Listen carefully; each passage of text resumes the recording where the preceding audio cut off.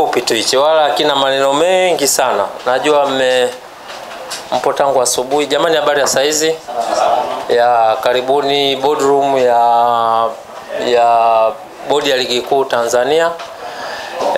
Awali ya yote napenda kuwashukuru kwa commitment yenu. Siku zote nimekuwa nikisema kwamba bodi ya ligi kuu Tanzania miongoni mwa watu ambao ni sehemu ya ukuaji wa bodi, ni sehemu ya ukuaji wa mpira wetu wa miguu, basi ni waandishi wa habari. Na leo umedhihirisha kwa vitendo tangu asubuhi, nafikiri saa 2 saa 3 mpaka saa hizi saa 8 na kwenda saa 9 tuko hapa kwa ajili ya kupata briefing.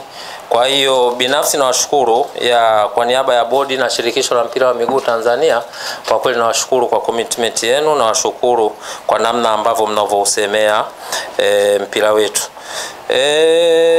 Leo tulikuwa na kikao na wenzetu wa Yanga African Sports Club. Kama mnavyojua ni utaratibu wa kawaida bodi kuweza kukutana na wadau wake, mdau mkubwa akiwemo vilabu. Kwa hiyo tulikuwa na hicho kikao. Leo tulikuwa na hicho kikao. Itakumbukwa kwamba bodi ya ligi kuu Tanzania ni chombo cha vilabu. Na pale wenye chombo chao wanapokutana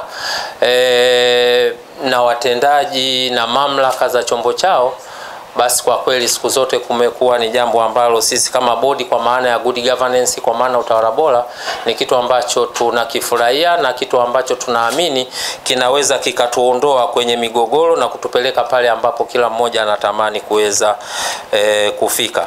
Sisi sote ni mashuhuda, kumekuwa na sintofahamu kubwa katika mchezo namba 184, mchezo baina ya Yanga na Simba ambao tuliwailisha pale tarehe 8 nafikiri Machi.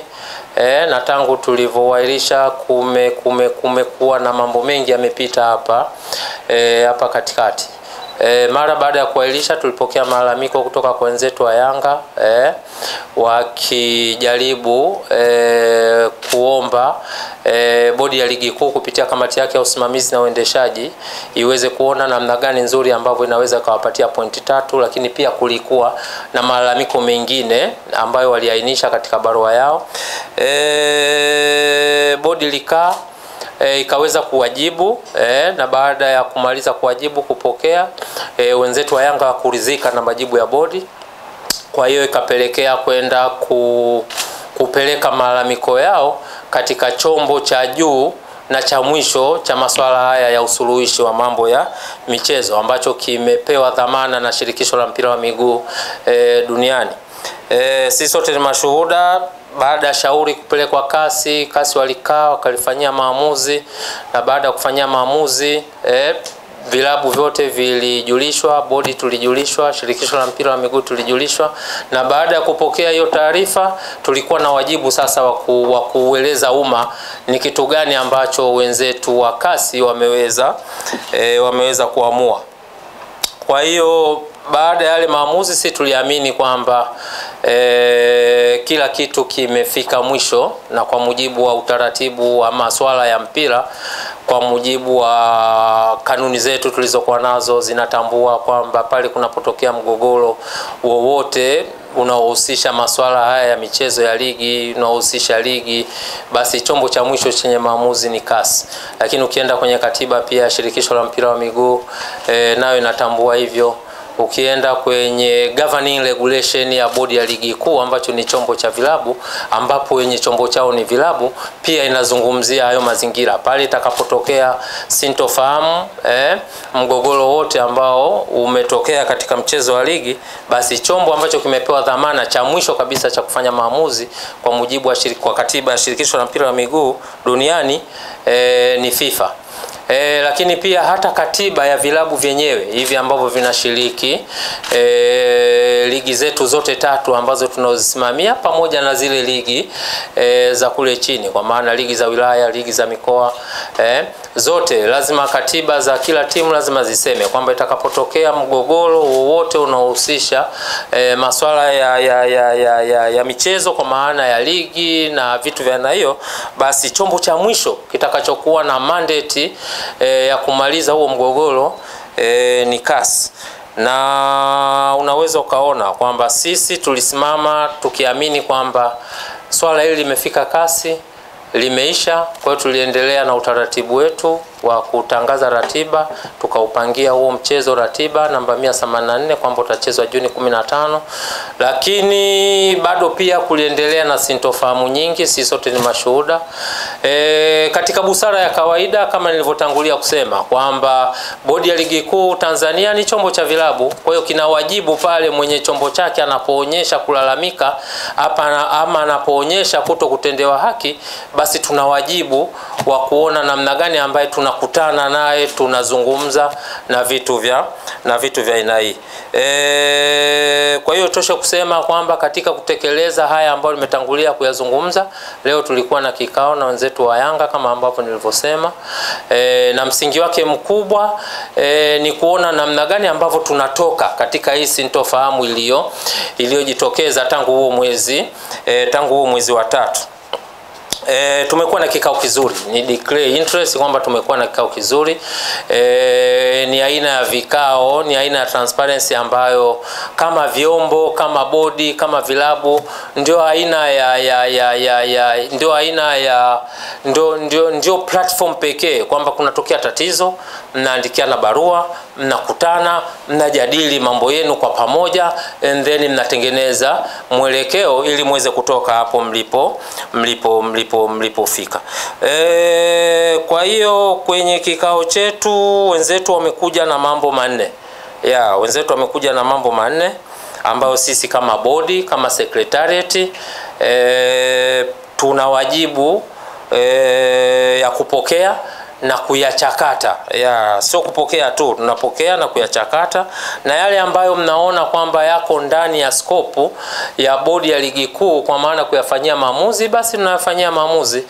Kwa yale ambayo tutaona kwamba yako nje ya uwezo wetu, basi tutapeleka kwenye mamlaka husika ili yaweze kufanyiwa kazi na yafanyiwe maamuzi pia. Kwa hiyo kwenye mambo manne, jambo la kwanza ambalo tumepokea kutoka kwa wenzetu baada ya majadiliano marefu, azimio la kwanza ni kuvunjwa kwa kamati ya usimamizi na uendeshaji ya Bodi ya Ligi Kuu. Sisi sote ni mashuhuda, kila baada ya mizunguko kuna kamati ambayo ipo kwa mujibu wa kanuni tulizojiwekea. Ukisoma governing regulation ambayo hii ina govern utendaji wa kila siku wa bodi, unaweza ukaona kwamba imetaja kwamba kutakuwa na kamati ambayo imekasimiwa madaraka kwa ajili ya kusimamia na kuendesha ligi. Lakini ukienda kwenye kanuni pia imezungumzwa. Kwa hiyo hilo lilikuwa ni ombi lao ama takwa lao ambalo wameliwasilisha leo. Jambo la pili ni kujiuzulu kwa afisa mtendaji mkuu. Jambo la tatu kujiuzulu kwa katibu mkuu wa Shirikisho la Mpira wa Miguu Tanzania, na jambo la nne ni kuona kwamba Bodi ya Ligi Kuu Tanzania inakuwa huru, kwa maana inakuwa inakuwa chombo huru, inakuwa legal entity. Itoshe kusema kwamba secretariat pamoja na uongozi wa Bodi ya Ligi Kuu Tanzania, kwa sababu kwenye kikao alikuwepo mwenyekiti wa bodi, alikuwepo makamu mwenyekiti wa bodi, alikuwepo mjumbe wa management committee ambayo imekasimiwa madaraka na mkutano mkuu kuweza kusimamia utendaji wa kila siku wa Bodi ya Ligi Kuu. Tumepokea. Itoshe kusema kwamba tumepokea, na ukitazama kwa mujibu wa governing regulation tuliyokuwa nayo, haya mambo yote manne unaweza ukaona kwamba yapo out of scope, yani yapo nje ya uwezo wa Bodi ya Ligi Kuu kuweza kuyapokea, kuyajadili na kuyatolea uamuzi.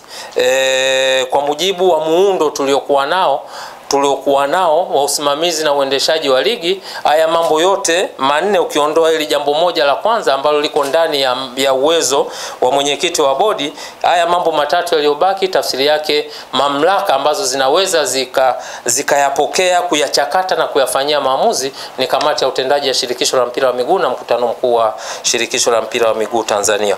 Kwa hiyo tumewaambia wenzetu kwamba tumeyapokea kwa nia njema, kwa nia ya kujenga, tutayawasilisha kwenye mamlaka husika ili yaweze kuyafanyia kazi, na baada ya hapo basi